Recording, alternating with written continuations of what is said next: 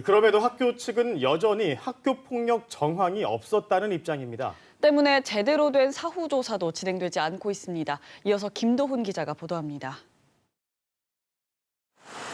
숨진 A군은 사고 직전 학교 자살위기관리위원회 상담사에게 가해 학생들의 이름을 일부 언급한 것으로 전해졌습니다. 하지만 학교 측은 여전히 학교 폭력 자체가 없었다는 입장을 고수하고 있습니다.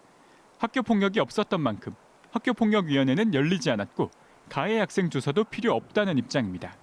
심지어 학교 고위 관계자는 학생들에게 SNS에 추모글도 쓰지 말라고 지시하기까지 했습니다. 여러분이 SNS를 통해서 그 학생에 대해서 추도글이나 또 사진을 올리는 학생들이 혹시 있으면 절대 안 되겠습니다. 하지만 이러한 학교 대응은 충분한 애도를 통해 친구들이 정신적 충격에서 벗어날 수 있도록 한 교육당국의 위기관리 대응 방안에도 정면으로 어긋납니다.